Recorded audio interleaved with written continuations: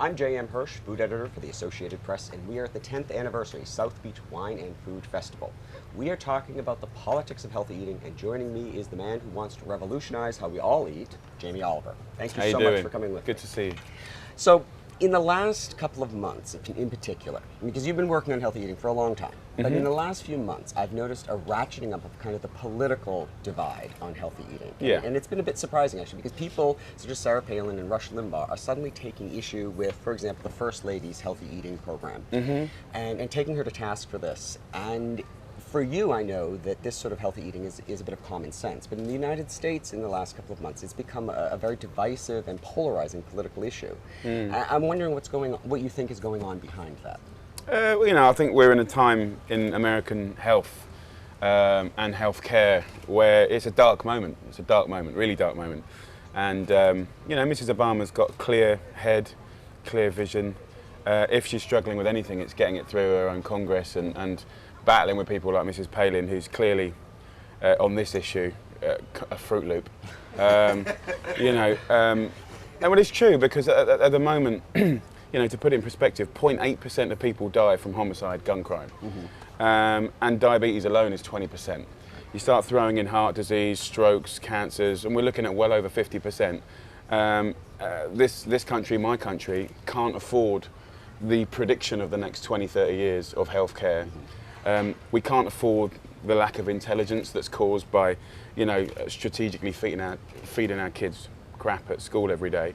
And it's sort of, for me, I'm so clear about what needs to be achieved in the next 3 years here and at home. I mean, when your kid goes to school at 4 for 180 days of the year until the age of 18, and often, certainly in California, when they're having 2 meals a day, you know, that meal alone will change their habits, their open-mindedness, their relationship with food with their future kids, and their weight and their health. And so I think, you know, it's lovely to talk about choice and free choice, but at the same time, there's many laws in this country, not even around food, which are about stopping choice. And there's a very, very fine line now between what we allow our kids to be exposed to and child abuse. And no one's really sure how to pick their way through it. What I mean by that is, I speak to lots of paediatricians, lots of dentists, lots of doctors, lots of head teachers, thousands of children. And when you have a child that's come back for the 4th time with diet-related issues, and the doctor's not able to engage the parents with any kind of intervention, and the child is still ill, and it's still affecting their confidence, their health, and their inability to go to school, they're kind of saying, look, this is child abuse, but I haven't got a leg to stand on as far as pushing that. So, you know, Mrs. Palin needs to be very careful, but then again, everyone seems to love her because she's a bit wacky. So, I mean, you know. Well, what's interesting is she has very successfully cast this as a free choice issue. And Rush Limbaugh is very successfully casting it as an elitism issue, that, you know, that people are foodies versus the rest of America. No, this is a civil rights issue. This is the first, look, I've been in LA for 2 months, and everyone's like, why you come to LA? It's one of the most healthy parts of the world. Look, I've been in areas, districts in LA where there's 80% childhood obesity. And when you meet that and you see that and you spend time with that and you meet their families and you see their performance in school and their opportunities outside of school and their ability to impact the world and themselves in a positive way, it's very, very serious. This is not about choice. This actually is about a nanny state. And, like, you know, governments all around the world fight about not wanting to be a nanny state.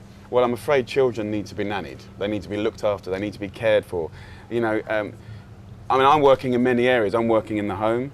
I'm working in the fast food industry. I've been running a drive-through for the last 2 months. Can you believe it? It's like I've been playing with the devil, you know?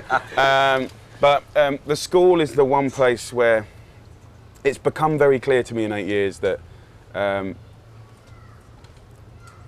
the adults have made bad choices for 40 years. End of story. And they tell a great story. And there's lots of excuses. But all of the most amazing moments of the last 7 years, and especially the last 2 months and the last 2 years in the States, all of the most inspiring, clear, inspirational moments have come from kids, words from their mouth. And it's getting to a point now in the States where, I mean, I did a class the other day called Meet Your Future, where I brought in 15 people who had diet-related diseases. And I sat them in front, and they were in the place of my students that I was teaching in my school in LA. And kids are always bulletproof and indestructible and a bit cocky, you know, so you have to have different strategies to just to draw a line in the sand and sort of say, do you get that? Right. So I sat a person next to my student and said, look, just talk to this student as if it was you when you were 17. Right. You know, tell him what you wish you'd have been told when you were a kid. And this person who was living with the reality of diabetes or obesity or, you know, being an amputee. But the relationship between the child was one that I've never seen before. Because normally they're like, oh, that's terrible. Wow, that's kind of serious. Oh, I might take it seriously now. And then you kind of go down another road. Every single child in that class, random kids, was like, I feel your pain. That's my mum. That's my sister. That was me from 8 to 12. Right. You know, and so we're in a different, very ripe state right now. So, you know, I mean, I think what the problems that I've had federally and in the bureaucracy and stuff in my own country and here in the States only ever lead me to going around the periphery and working with the parents and the kids. And to be honest, that's the much more important, interesting area anyway. You get a sense of what's really going on. Well, thank you so much. Pleasure.